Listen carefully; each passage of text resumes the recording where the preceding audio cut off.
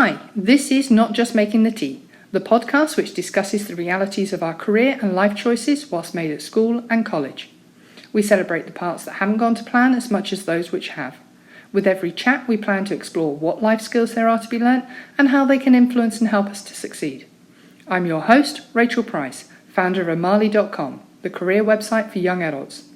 So firstly, I'd like to say thank you for taking the time to listen to this podcast. I hope that you enjoy the experience and that you will continue to join me and my future guests on our journey. I really appreciate anyone who takes the time to listen, so please do like, subscribe, and send me any comments and feedback. I hope that you find these chats thought-provoking, entertaining, and hopefully they'll give you some positive vibes to your day. So on that note, let's get started with today's topic. 10 habits that are actually unproductive and how to change them. How many things do you do out of habit? Drink coffee every morning? Bite your fingernails when you're nervous? Check your emails 100 times a day? You go through the motions without a second thought because it's just what we do. Now, how many of those habits do you actually think are productive? While we'd like to say all our habits make us feel great, it's likely we also have some habits that are inhibiting our productivity and creativity. Habits are behaviours you perform on a regular basis, often subconsciously.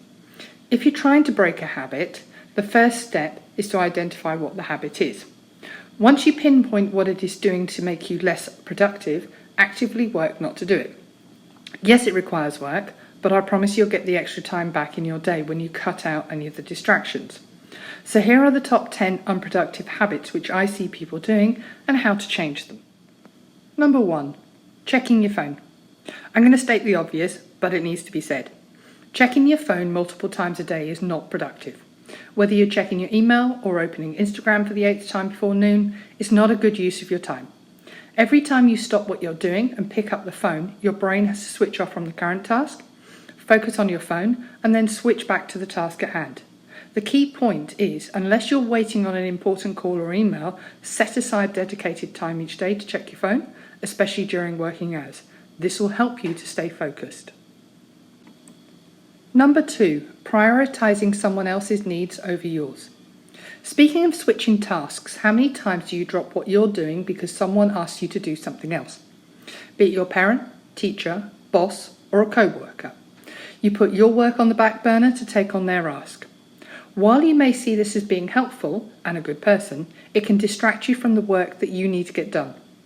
Instead of immediately saying yes and jumping to the task when someone asks for your time, ask when they need it completed by and schedule time to work on it appropriately. The key point is to remember always to do what you've said you will and in the timeline agreed. Number 3, choosing perfection over completion. Winston Churchill said it best, perfection is the enemy of progress. Continuing to work on a project until it's perfect isn't always the best use of your time. While there are occasions that call for that level of detail, often done well is better than perfect. Spending those extra hours on minor tweaks that only you will notice is not a great use of your time when you could be moving on to the next item of your to-do list.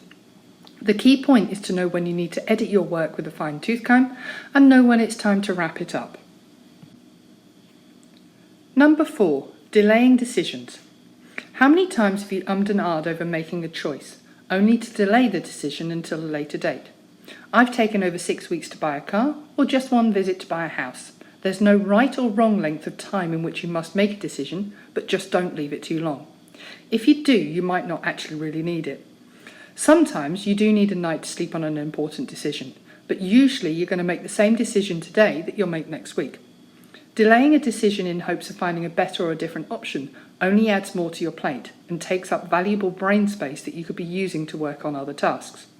Trust your gut when making decisions. The key point is to know when to pull the trigger and know when you need to put a pin in it.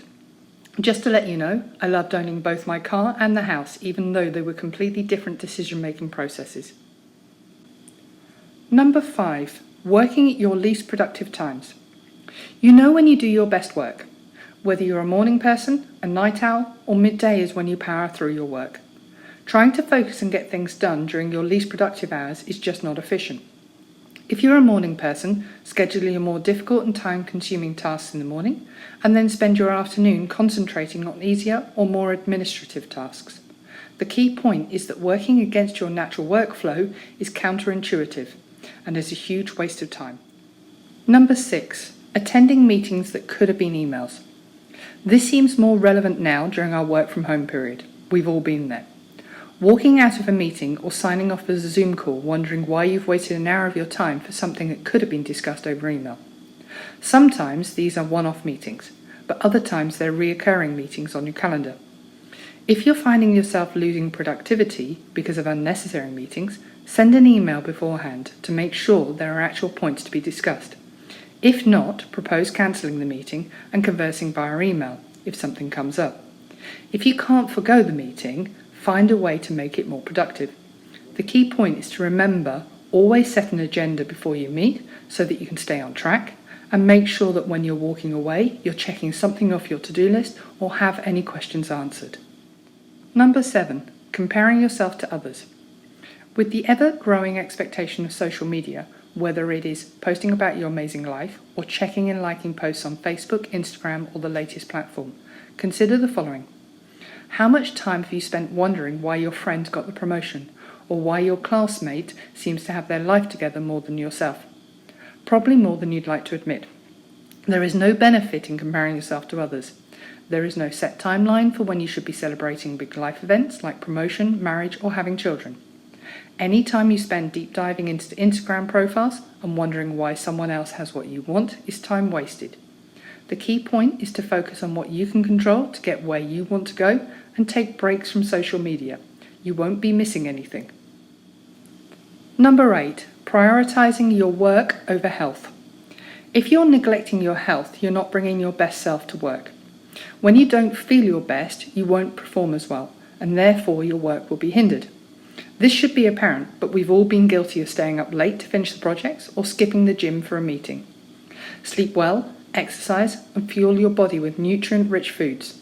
The key point is always to make your physical, emotional, and mental health a priority. This includes sleep because working whilst tired is the worst. Number 9. Reinventing the wheel. If something's been done before, ask for help. Don't spend time spinning your wheels if you can gain insight from someone else. Asking for help is always an option. You don't get bonus points for reinventing the wheel. Whether you're trying to start your side hustle, navigating a difficult situation at work or school, or you literally cannot solve the problem in front of you, the majority of the time there's someone else who's done it, been through it, or can offer you words of wisdom. The key point is to be big enough to ask for help and advice. And finally, number 10, overloading on information. Sometimes less is more, especially when it comes to information. Our worlds are constantly flooded with news, content and knowledge, from valued resources online and on TV to a constant stream of social media posts. It can be overwhelming, causing unnecessary stress and diverting our attention from what is important. While I agree it is smart for you to be informed, be smart in what you consume. Set designated times to watch the news, read your favourite daily or weekly email, and scroll your social media feeds. The key point is whilst you may not be in control of what is happening in the world, you are 100% in control of what and how much information you consume. So that's our topic for today. I hope you found some points of use and interest. For more information, check out the resources within the Learning Hub on amali.com. Additionally, go to amali.com and subscribe for updates and activities on topics aimed to help us all be more successful in life. Thank you once again for listening, keep safe and smile always.